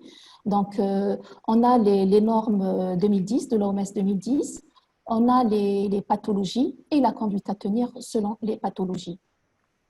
Maintenant, on va attaquer l'azoospermie. Si on devait définir l'azoospermie, on dirait que c'est une absence totale de spermatozoïdes dans le sperme à l'examen direct et surtout après centrifugation. C'est très important. Il faut confirmer ce diagnostic après un prélèvement réalisé 3 mois plus tard. Cette azoospermie, elle touche 1% des hommes, ce qui correspond à 10 à 15% des infertilités masculines. Pourquoi on insiste sur la centrifugation? Parce qu'il faudra la différencier de la cryptozoospermie. Crypto veut dire caché. Donc, dans la cryptozoospermie, on ne trouvera pas de spermatozoïdes à l'état frais, mais après centrifugation, on trouvera un petit nombre de spermatozoïdes. Il n'est pas considérable, mais on trouvera quand même des spermatozoïdes après centrifugation. En général, c'est un nombre inférieur à 100 000 spermatozoïdes dans la totalité d'éjaculat. Voilà, donc un petit rappel pour les voies excrétrices masculines. Donc, on a les tubes sémillifères dans le testicule qui se terminent par des tubes droits. Ces tubes droits vont aboutir au rététestis. Le rététestis va donner des canaux efférents qui vont donner l'épididyme. La queue de l'épididyme va donner le canal, va se poursuivre avec le canal déférent, l'ampoule du canal déférent. Ensuite, il y aura la vésicule séminale qui va rajouter ses sécrétions. Tout cela va circuler dans le canal éjaculateur, puis dans l'urètre. Pourquoi on en parle? Parce qu'il faudra, dans l'obstructif, situer le niveau d'obstruction. Donc, si on devait classer les azoospermies, il y a des azoospermies obstructives, c'est-à-dire qu'on n'a aucun problème au niveau des testicules. Là, ils sont en vert, donc tout va bien. C'est juste un problème d'évacuation, un problème de tuyauterie, si l'on peut dire. Pour les azoospermies non obstructives, le testicule ne fait pas correctement son travail. Les deux testicules ne font pas leur travail et les voies excrétrices sont intègres. Pour ce qui est de l'azoospermie mixte, donc là, on a un peu des deux. Donc, d'un côté, on a le testicule qui ne fait pas son travail, il est hypotrophe, il est petit. De l'autre côté, on a un testicule qui est tout à fait normal, mais l'évacuation ne se fait pas normalement, donc l'excrétion ne se fait pas et donc on n'a pas de spermatozoïdes. Le pronostic, bien évidemment, va différer selon qu'on ait une azoospermie obstructive ou non, et donc on va détailler une par une. Donc, pour ce qui est des azoospermies non obstructives, c'est-à-dire que le problème se situe au niveau prétesticulaire ou testiculaire. Dans le cas où c'est au niveau prétesticulaire, c'est-à-dire, comme on l'a dit tout à l'heure, au niveau du système nerveux central, on parle d'hypogonadisme hypogonadotrope. Il n'y a pas de FSH, il n'y a pas. Donc, le problème, c'est au niveau de l'hypothalamus ou l'hypophyse. Donc, parfois, c'est congénital, donc comme le syndrome de Kallmann, l'anosmie, il y a des mutations du gène du récepteur à la GNRH, ou alors c'est idiopathique, comme on peut avoir des cas où c'est acquis, comme les adénomes hypophysaires, le traumatisme crânien, les irradiations, les hyperprolactinémies, les freinages gonadotropes. Donc là, avec ces azoospermies non obstructives d'origine centrale, c'est-à-dire un problème hypothalamo-hypophysaire, c'est un problème endocrinien et en général, les pompes donnent un effet positif. Le pronostic est meilleur. Par contre, dans les azoospermies non obstructives d'origine testiculaire, c'est-à-dire que c'est un problème au niveau du testicule qui ne fonctionne pas. Donc là, c'est un trouble primitif de la spermatogénèse. Là, c'est plus délicat et le pronostic est plus réservé. Ça concerne en général 52% des infertilités masculines. On aura des petits testicules avec des dosages hormonaux, donc la FSH va être augmentée. Pourquoi? Parce que l'hypothalamo-hypophyse va inciter le testicule à travailler encore plus et l'inhibine sera abaissée parce que le testicule ne fonctionne pas bien et ne fait pas correctement son travail. Donc, les étiologies, donc on a des étiologies génétiques, donc il faudra faire des karyotypes, des microdélétions, la recherche de microdélétions du chromosome Y. On a le cas des anorchidies, des cryptorchidies. On a aussi les congénitales, donc les deux testicules qui sont mal descendus. D'ailleurs, maintenant, on est en train de revoir les conduites à tenir par rapport aux testicules mal descendus. Avant, ils les opéraient à l'âge de 6 ans ou plus, et là, c'est à partir de 4 mois que les CCistes opèrent, justement pour préserver ces testicules. Donc, les causes acquises, donc on a les causes infectieuses, latérales iatrogènes, donc comme l'orchite ourléenne. Une particularité pour l'orchite ourléenne, il y a quelques recherches qui parlent d'un risque d'orchite ourléenne sur la fertilité quand elle se manifeste à l'âge de puberté. Il y a moins de risques quand on a une orchite ourléenne à l'enfance. Les causes iatrogènes, donc la chimio, la radiothérapie. Donc là, il faudrait penser à la préservation de fertilité. Ça se fait chez nous, donc il faudra y penser. Il y a aussi les traumatismes testiculaires, les médicaments qui altèrent la spermatogénèse. Il y a les torsions aussi de cordon spermatique, bilatérales bien entendu. C'est pour ça qu'on a d'ailleurs la zoospermie. Il y a les varicocèles bilatérales et aussi il y a les causes, il y a les azoospermies inexpliquées sans cause. Donc, ça, c'est un schéma. Donc là, on voit qu'il y a les deux testicules. Donc, c'est un problème au niveau des testicules. Par contre, pour les voies excrétrices, elles sont tout à fait intègres. Donc là, on a l'épididyme, les canaux déférents, les vésicules séminales avec leurs sécrétions, les canaux éjaculateurs, et puis la prostate et l'urètre. Donc là, le problème ne se pose pas dans la tuyauterie, il se pose au niveau des testicules. Je pense que le pronostic est réservé dans ces cas-là, comparé aux autres causes d'azoospermie. Donc, il faudra faire un bilan hormonal, on l'a dit tout à l'heure, donc on aura les hormones FSH et LH qui seront très élevées, par contre l'inhibine B et la testostérone qui seront basses. Il faudra faire des échographies, donc l'échographie scrotale, il faudra rechercher l'anomalie testiculaire, épididymaire, déférentielle, voilà. Donc, et il faut rechercher aussi les tumeurs testiculaires qui sont souvent associées. Là, on peut faire quelque chose et le pronostic est meilleur. C'est l'origine post-testiculaire, c'est-à-dire que le testicule fait bien son travail, on n'a aucun problème au niveau du système nerveux central, on n'a aucun problème au niveau des testicules. Le problème n'est pas la synthèse des spermatozoïdes, mais leur évacuation. Donc, la spermatogénèse est normale et l'obstacle est bilatéral sur les voies excrétrices. Étiologie, donc on a les étiologies congénitales. Vous m'entendez? Oui, parfait. Voilà, donc pour les étiologies, on a les causes congénitales. Donc l'ABCD, c'est l'agénésie bilatérale des canaux déférents. On a les malformations urologiques. Et pour ce qui est des étiologies acquises, donc on a les iatrogènes, les traumatismes de l'épididyme, du déférent, les hernies inguinales, les vasectomies, donc tout ce qui gênerait l'évacuation ou l'excrétion du sperme. Épididymite, orchite. Dans l'interrogatoire, il faut toujours rechercher un antécédent. C'est pour ça qu'on disait que l'interrogatoire est très important dans les infertilités masculines. Pourquoi? Parce que ça peut nous orienter. Par exemple, un garçon qui a eu une infection urinaire à l'enfance, c'est très rare. Donc, il pourrait être amené à développer il pourrait souffrir d'une azoospermie dans l'âge adulte. C'est pas courant une infection urinaire chez un garçon, contrairement à la fille. Donc, encore une fois, interrogatoire, examen clinique très très important. Donc là, c'est un petit schéma donc pour illustrer tout ça. Donc, l'azoospermie obstructive acquise. Contrairement à l'autre cas, donc on a les testicules qui sont en vert, ils sont en bon état, la taille est normale, la spermatogénèse se fait normalement, mais par contre, les spermatozoïdes sont là, mais n'arrivent pas à être excrétés. Donc, soit le problème, il est au niveau de l'épididyme, du canal déférent, ou alors du canal éjaculateur. Comment faire la part des choses? Là, Par exemple, on a l'azoospermie obstructive congénitale, donc l'agénésie bilatérale des canaux déférents. Donc, on n'aura pas les sécrétions du canal de la vésicule séminale et on n'aura pas la sécrétion de l'épididyme. Donc, comment faire la part des choses, comment faire le diagnostic étiologique de ces azoospermies obstructives?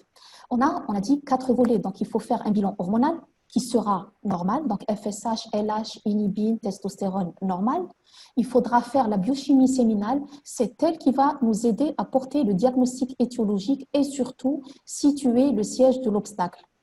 Il faudra faire aussi une échographie scrotale, endorectale et rénale. Endorectale va nous permettre de visualiser le carrefour entre le carrefour entre la vésicule séminale et la prostate.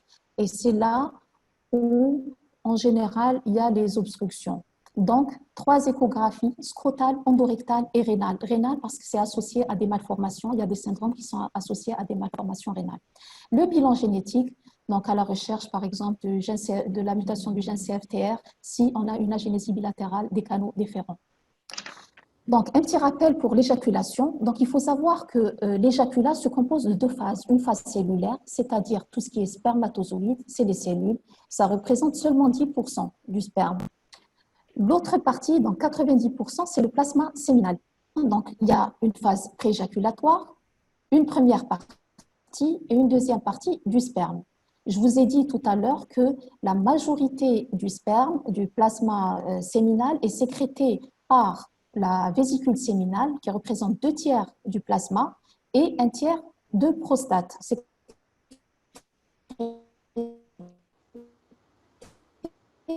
par la prostate. Les vésicules séminales, un pH alcalin, donc la majorité des spermates. Les marqueurs séminaux à rechercher dans le plasma séminal détermineront le siège de l'obstacle de la zoospermie. Donc voilà, donc pour l'épididyme, il y aura 3 marqueurs à rechercher, mais le plus, c'est-à-dire ce qu'on recherche en pratique, c'est l'alpha-glucosidase neutre, l'alpha-glu. Pour les vésicules séminales, on recherchera le fructose. Il faudra qu'il soit supérieur à 13. Et comme je le disais, donc la vésicule séminale aura une sécrétion qui sera alcaline. Pour la prostate, la sécrétion sera riche en zinc, c'est le marqueur à rechercher et qui reflètera la sécrétion prostatique. Le pH de la sécrétion de la prostate est acide. Donc voilà un schéma pour récapituler. Donc on a 3 niveaux de recherche. Donc dans le plasma, on va rechercher l'alpha-glu. Si elle est supérieure à 20, ça veut dire qu'elle est présente. Donc les sécrétions épididymères seront présentes. Si on a le fructose qui est supérieur à 13, ça veut dire que la vésicule séminale a fait ses sécrétions, elles sont présentes dans le plasma. Si on a le zinc qui est présente, et donc tous les marqueurs séminaux sont normaux. Donc, tous les marqueurs, quand on a un obstacle, tous les marqueurs qui sont sécrétés en amont d'une obstruction sur les voies génitales seront exclus du plasma séminal. Donc, par exemple, ici, on va faire un exemple. Donc, on a ce cas-là. Donc, on a l'alpha-glu qui est absente dans le plasma, on a le fructose qui est absent et on a le zinc et le citrate qui sont présents. Donc, on conclut qu'il y a un obstacle qui ne nous permet pas d'avoir les sécrétions épididymaires et les sécrétions séminales dans ce plasma. Il y a seulement les sécrétions de la prostate. Donc, le pH sera acide parce que c'est la sécrétion de prostate et le volume sera diminué parce que 2 tiers de ce plasma ne sera pas excrété vu que c'est les sécrétions séminales. En général, c'est l'agénésie des canaux déférents, donc la BCD. Ensuite, le 4e volet, c'est le bilan génétique, donc le karyotype et l'analyse du chromosome Y qui doit être proposé aux hommes avec azoospermie non obstructive ou oligospermie sévère. Donc, la recherche de mutation du gène CFTR doit être proposée aux hommes qui ont une agénésie bilatérale des canaux déférents ou une anomalie congénitale unilatérale de la voie séminale. Ce qu'il faut retenir, il faut demander un cariotype systématique si on a une concentration de spermatozoïdes inférieure chez une microdélétion du chromosome Y, si on a une concentration inférieure à 1 million de spermatozoïdes par millilitre. Enfin, les azoospermies mixtes, donc là, c'est plus facile à comprendre. Donc, on a d'un côté un testicule qui fonctionne bien, mais il n'arrive pas à excréter le sperme. D'un autre côté, on a des voies excrétrices qui sont intègres avec un testicule qui ne fonctionne pas. C'est de meilleurs pronostics parce qu'on a déjà un testicule qui fonctionne bien. Voilà, là c'est un récapitulatif. Donc, dans l'azoospermie, il faudra rechercher la génésie bilatérale des canaux déférents. S'ils sont retrouvés, on passera au volume. Donc, on recherche, on quantifie le volume de l'éjaculat. S'il est diminué, il faut rechercher une éjaculation rétrograde. S'il est normal, il faudrait une échographie des testicules. Donc, s'ils sont de taille supérieure ou égale à 4,6 cm, donc on fait une biopsie testiculaire. Et si le volume est inférieur à 4,6 cm, on va s'attarder sur la FSH. Si la FSH est élevée, ça veut dire que le problème est testiculaire. Donc, c'est un problème au niveau de la spermatogénèse. Et si la FSH est diminuée, le problème est au niveau du système nerveux central. Donc, pour conclure, je dirais que l'infertilité est une affaire de couple. Il faut voir le couple, les conjoints en même temps. L'interrogatoire doit se faire minutieusement. L'examen clinique doit se faire pour les deux conjoints. Les étiologies sont polymorphes. La conduite à tenir et les pronostics dépendent de notre démarche diagnostique pour retrouver l'étiologie. C'est quand on retrouve l'étiologie qu'on pourra donner un pronostic et puis un bon traitement, une bonne conduite à tenir. Les progrès récents, enfin, ont permis aux azoospermies d'avoir un espoir, alors qu'avant, ils étaient condamnés. On leur disait, vous rentrez chez vous, il n'y a plus d'espoir, vous ne pourrez jamais avoir d'enfants. Enfin, je dirais que l'infertilité est avant tout une histoire de couple. Le versant masculin est tout aussi important que le versant féminin. Et je vous remercie. Merci, Dr Bensi Saïd, pour cette brillante communication. J'espère que la salle a été convaincue sur la possibilité du gynécologue de prendre en charge l'infertilité masculine. Là, je réponds à un commentaire d'une personne dans la salle qui dit qu'il n'est pas d'accord pour que ce soit le gynéco qui prenne en charge, mais je crois que c'est important, j'insiste là-dessus, c'est du ressort, parce que c'est vrai peut-être pas tous les gynécos, mais surtout les gynécos qui sont versés dans la prise en charge de l'infertilité, ça c'est clair. Il faut que... C'est vrai que chez nous, tout le monde traite tout à la fois. Or, normalement, on devrait être versé dans un domaine bien précis. Et quand je dis le gynéco, c'est-à-dire que ce n'est pas parce qu'au premier spermogramme, on retrouve une azospermie. On oriente en AMP. Pas du tout. Moi, je pense que l'enquête étiologique doit être assurée par le gynéco. Je crois que c'est ça le message qu'on veut faire passer. Maintenant, c'est clair, la prise en charge est souvent multidisciplinaire, interdisciplinaire. Parce que moi, si je demande une échographie scrotale et qu'il y a un gros varicocèle qui est responsable d'une OATS, c'est clair, c'est pas au gynéco de l'opérer. Je vais l'envoyer à l'urologue pour l'opérer. Si on fait l'enquête étiologique d'une azospermie, qu'on trouve que c'est un hypogonadisme hypogonadotrope, c'est sûr que je vais l'adresser à l'endocrino. Oui, c'est juste pour dire, c'est au gynécologue versé dans la prise en charge de l'infertilité de faire cette enquête étiologique et de guider le couple vers une prise en charge appropriée. Voilà, ce point d'ordre a été fait. Alors, on va se consacrer 1 minute peut-être pour des questions. Là aussi, il y a beaucoup de questions, mais on va choisir les plus pertinentes.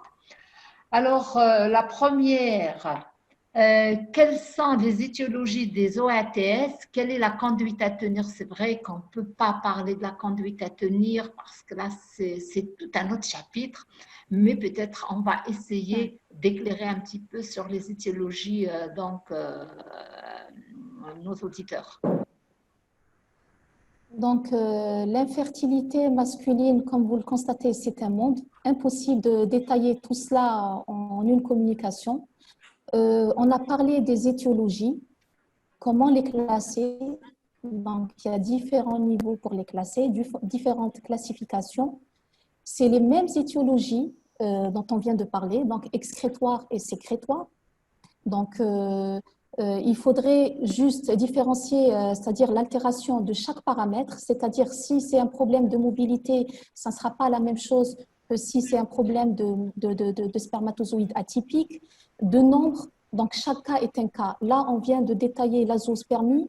Les OATS, c'est la forme mineure. Donc, je pense que si vous avez compris l'azoospermie, les OATS, ça sera encore plus facile. Absolument. Mais les étiologies sont les mêmes. Absolument, c'est les causes infectieuses principalement, les obstacles, voilà, les facteurs toxiques, voilà, classiquement, c'est ce qui est. C'est les mêmes étiologies. Mais à des degrés quand même beaucoup moins par rapport à l'azoospermie. Alors, la deuxième question, à quel moment proposer la biopsie testiculaire? Alors, la biopsie testiculaire, c'est quand on n'a pas de spermatozoïdes. Donc, quand on aura éliminé une cause obstructive. Oui, Voilà. je pourrais rajouter que la biopsie testiculaire, elle doit avoir une visée thérapeutique. Exactement. C'est vrai que souvent, dans les sécrétoires, comme elle vous l'a bien expliqué, parce que là, il y a un problème de sécrétion au niveau du testicule, malgré que vous avez un hypogonadisme hypergonadotrope, ça veut dire que là, c'est vraiment le testicule qui est à l'origine, on peut faire une biopsie de désespoir, si je peux dire, à la recherche de quelques spermatozoïdes, de spermatogonie qu'on pourrait utiliser en vue d'une nexie dans un laboratoire de FIV. Mais les biopsies testiculaires ne doivent jamais être faites dans un service de chirurgie comme ça se fait classiquement en neurologie pour dire « Ah oui, c'est vrai qu'il n'y a pas de spermatozoïdes » ou bien alors « Oui, on a trouvé quelques spermatozoïdes ». Non, ça ne devrait pas se passer ainsi. Voilà, je crois que c'est les principales. Si vous permettez, professeur Madassi, là, j'ai choisi une question parmi les questions qui ont été posées par les internautes. Alors, la première question, c'est pour Dr Bentrid, par rapport donc, à l'infertilité féminine. Alors, il y a quelqu'un qui vous demande que peut-on faire devant une prolactine élevée? Alors, sur le plan pratique… On n'entend plus. Ah bon? Il faut répéter la question. Alors, je répète la question. Alors, il y a un internaute qui vous demande quelle est la conduite à tenir devant un taux de prolactine élevé sur le plan pratique. Je pense que c'est pour Dr Bentrid. Alors, je réponds. Taux de prolact, c'est Dr Boutrid. Boutrid, pardon. Boutrid, oui. Le taux de prolactine élevé, il faut d'abord confirmer le taux en demandant à la patiente si le prélèvement a été fait dans de bonnes conditions. Ça, c'est la première des choses à faire. Donc, n'hésitez pas à refaire un deuxième taux si les conditions ne sont pas réunies. Ça dépendra du taux de la prolactine. On a des taux de prolactine qui sont presque à la limite de la normale. Si la limite supérieure du laboratoire elle est à 35 et on trouve une prolactinémie à 38 ou à 39, ce n'est pas très inquiétant. Ça ne vaut pas la peine de donner directement un traitement. Et on voit des ordonnances avec du Dostinex très facile. Et un taux à 200 ou à 300 millilitres, ce n'est pas la même procédure. Donc, si vous avez un taux très, très élevé qui est presque pseudo-tumoral, il faut voir la patiente en sa totalité. Est-ce qu'elle est en phase de lactation? Et on ne peut pas traiter les hyperprolactinémies, c'est tout un chapitre qu'on doit traiter seul. Là, on a juste survolé les causes. Et l'essentiel, c'est de ne pas traiter sans étude, sans avoir un diagnostic étiologique. Il faut mettre ça en tête. Merci. Maintenant, si vous permettez, j'ai une question pour Dr Heimer. C'est par rapport à la AMH, l'hormone antimunérienne. Alors, comme vous savez, il y a beaucoup d'encre qui a été coulée par rapport à l'AMH. Maintenant, je pose la question à Dr Heimer. Qu'est-ce qu'il en est actuellement? Est-ce qu'il y a un cut-off à partir duquel on va donc recuser une stimulation ou bien recuser la prise en charge d'une patiente qui présente une infertilité? Alors, c'est vrai que l'AMH, maintenant, c'est une hormone très à la mode. On est en train de la prescrire souvent, sauf que l'AMH a ses indications, on ne la demande pas systématiquement. Il y a des contextes bien particuliers, par exemple, chez une femme dont la famille présente un contexte d'IOP, d'insuffisance ovarienne prématurée, chez une femme qui présente des cycles courts, chez qui on suspecte une insuffisance ovarienne prématurée elle-même. Si l'âge est supérieur à 35-37 ans, bien sûr aussi ça dépend de la durée de l'infertilité. Si c'est une femme qui est mariée depuis 20 ans et qu'elle a 32 ans, on a le droit de demander une AMH pour voir sa réserve ovarienne. Et aussi dans le cadre de PMA, aussi, on va demander cette AMH qui va elle peut présager de la réponse de la stimulation ovarienne, car là, on pourra déjà choisir la dose par rapport à cette AMH. Il faut savoir que l'AMH n'est jamais interprétée, on ne peut pas l'interpréter seule. On l'interprète par rapport à l'âge, par rapport au comptage folliculaire. Et donc, ce n'est pas une hormone qu'on interprète comme ça dans l'absolu. Pour le cut-off, les normes, ça dépend des laboratoires, mais en général, c'est entre 2 et 6. À partir de 6, on va parler d'une AMH d'une AMH haute. Et là, c'est surtout les profils OPK. Et là, on craint une réponse explosive lors d'un traitement, lors d'une stimulation en ICSI ou en FIV. Bon, j'espère que j'ai répondu à la question. Merci. Est-ce que vous avez un commentaire par rapport à ça, professeur Madassi? Enfin, oui, un commentaire parce que pour l'AMH, je crois que Dr Heimer a raison de rappeler qu'il y a des indications, donc il n'y a pas de prescription à la mode. Je crois que ça, c'est quelque chose qu'il faut bannir. Il y a des indications, il faut les respecter. Ça, je suis entièrement d'accord. Et puis, l'AMH, elle ne reflète pas, c'est pas lié à la durée de l'infertilité, parce que si c'est une femme qui s'est mariée à l'âge de 20 ans, elle a fait 10 ans de stérilité, elle a 30 ans, et qu'on juge qu'à l'échographie, son bilan hormonal de base est correct et que la réserve ovarienne est correcte à l'échographie, je crois qu'on peut s'en passer de faire quand même un dosage d'AMH, sachant que ces AMH, elles ne sont pas données.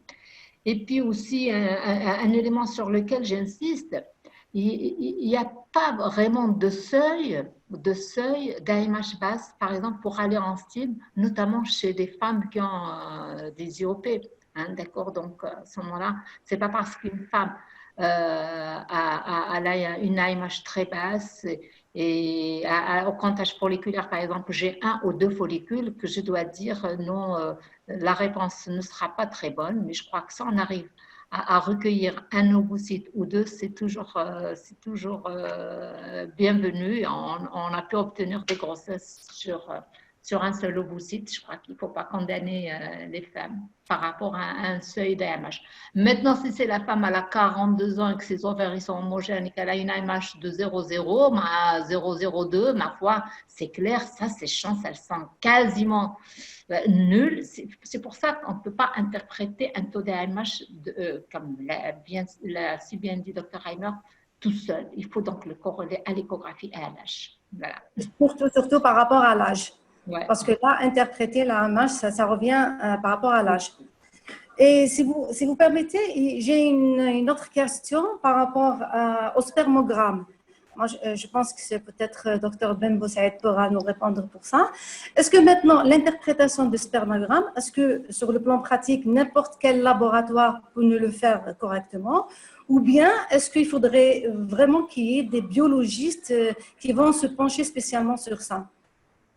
Franchement, je ne regarde jamais la conclusion d'un spermogramme. Je fais mon interprétation toute seule. Donc, on voit le pH, le volume, on a les paramètres, on les voit et on interprète tout seul. Et souvent, notre conclusion n'est pas la même qu'un laboratoire. Si je peux rajouter un commentaire. Est-ce que je peux commenter, s'il vous plaît? Ouais. Si vous permettez, professeur Madassi. Justement, par rapport à votre question, moi je suis d'avis à ce que c'est pas n'importe quel laboratoire qui pourrait faire un spermogramme. On peut pas faire de la biochimie, de l'hémostase et du spermogramme dans le même temps. Parce que un spermogramme, il a un délai pour qu'il soit interprété, pour qu'il soit, analysé. Or, un laboratoire tout venant qui prend des spermogrammes à toute heure, mais je ne crois pas qu'il puisse répondre de façon optimale à l'étude de tous les caractères que nécessite l'interprétation des paramètres. C'est pour ça que moi je pense que les spermogrammes doivent être faits dans des laboratoires spécialisés, surtout quand on a un retour. À la limite, peut-être le premier spermogramme, peut-être on s'en fout, on peut l'envoyer n'importe où. Mais dès qu'on a une anomalie, je crois que là, pour le contrôle, il faut l'envoyer dans un laboratoire spécialisé. Ça, c'est ma conduite, c'est notre attitude un petit peu. Je crois que… En fait, ça se joue à deux niveaux. Il faudrait que le laboratoire soit un référent. Ouais. Et il faudrait aussi que nous fassions nous-mêmes la lecture du spermogramme, c'est-à-dire pas aller directement à la conclusion. C'est comme une hystérosalpingographie. On trouve une conclusion avec une perméabilité tubaire bilatérale, avec les clichés, c'est pas du tout ça. Voilà. Très bien. Je ne sais pas si Dr. Omer voulait dire quelque chose. Oui, je suis tout à fait d'accord pour le spermogramme. Déjà, pour la lecture d'un spermogramme, il y a des différences inter-patients et inter-biologistes. Donc, il y a des différences entre la lecture des biologistes. C'est pour ça qu'il faut que ce soit des référents et des personnes qui ont l'habitude de faire ça. Comme dans toute pratique, il faut qu'ils acquièrent la compétence. Donc, quelqu'un qui fait un spermogramme par semaine, ce n'est pas comme quelqu'un qui va lire 10 spermogrammes par semaine. Ce n'est pas la même chose. Donc, toujours envoyer chez des référents et interpréter selon le contexte aussi. Je ne sais pas si vous avez quelque chose à rajouter, professeur Madassi. Est-ce qu'on a fait le tour de la question? C'est très difficile de faire le tour parce que c'est tellement vaste. Par rapport à la présentation. J'espère quand même on a donné des outils qui peuvent servir à la prise en charge d'un couple infertile. J'espère que la salle on a répondu à ses attentes. C'est mon souhait. Voilà. Mais sinon, je crois que c'est correct. Alors, il y a un professeur Equid qui va nous dire un mot. Madame Atassi. Oui.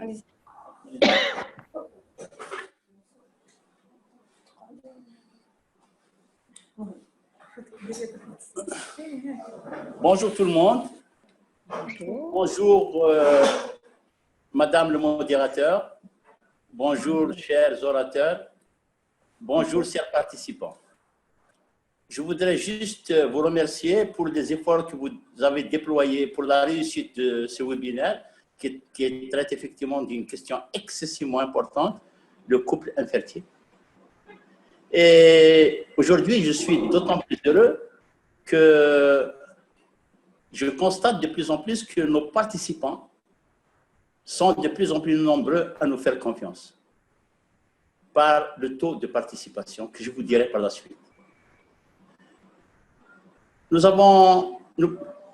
Est-ce qu'ils peuvent faire autrement? Je vous dirais que ce n'est pas possible parce que quand on regarde la création du Collège national, c'est vrai que le Collège national, il a été créé il y a seulement 5 ans. Mais la Société algérienne de gynécologie obstétrique a été créée en 1966. Ça fait déjà un bail par le feu le professeur Aytou Yahya. Et elle a énormément travaillé, elle a énormément combattu pour que nous soyons là aujourd'hui devant ces caméras à nous échanger nos idées.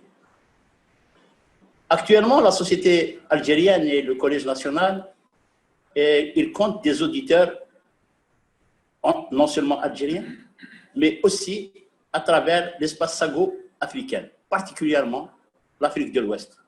Je ne peux pas oublier nos collègues maghrébins qui sont nos frères actuellement, et la France où la diaspora algérienne est, comme vous le savez, excessivement importante. Aussi, aujourd'hui, je peux vous annoncer le chiffre, le nombre de participants à ce webinaire. Il est de 11 000, même plus de 11 000 participants. C'est très, très bien. Ça veut dire que nos collègues d'Afrique nous écoutent, nos collègues du Maghreb, nos collègues de France. C'est vraiment formidable. Et c'est pour ça que je remercie non seulement les orateurs, le modérateur, mais particulièrement aussi le comité d'organisation qui n'a ménagé aucun effort pour la réussite de ce webinaire. Comme il ne ménagera aucun effort pour la réussite des autres. Je vous fais savoir que ce nombre important de participants qui nous font confiance chaque samedi, chaque mercredi, nous encourage dans notre démarche et pour eux, nous ne négligerons aucun effort pour les satisfaire. Je leur propose même de nous envoyer les thèmes qu'ils désireraient que l'on traite. Et là, il y a le site de la Société algérienne de gynécologie obstétrique. Ils peuvent faire leurs commentaires et nous faire leurs propositions pour les thèmes qu'ils aimeraient que l'on traite. Et nous ferons un plaisir de les satisfaire. C'est pour ça que, donc, Madame Adessi, les orateurs, chers orateurs, chers participants d'Afrique, du Maghreb et de France, je vous remercie pour toute la confiance que vous nous accordez et nous continuerons à travailler avec vous dès vendredi prochain avec le webinaire qui est affiché actuellement sur le tableau. Vous aurez un webinaire donc le vendredi prochain sur la stimulation ovarienne à partir de 15 h et nous aurons aussi le cancer du col utérin le samedi à 17h30. Merci beaucoup et à vendredi, Inch'Allah. Madame Madassi, je vous redonne la parole. Merci, Monsieur Oukid. Je crois que tout a été dit. Merci à tous les participants. Merci aux 3 oratrices. Vous avez été brillantes, toutes les 3. Bravo. Et puis, bonne continuation à d'autres événements, Inch'Allah. Merci à tout le monde. Professeur Manseur. Merci. Merci, Madame Adassi. Merci à tout le monde. Et on espère vous retrouver le vendredi, Inch'Allah. Inch'Allah. Inch'Allah. On va tout. Bye bye. Bye.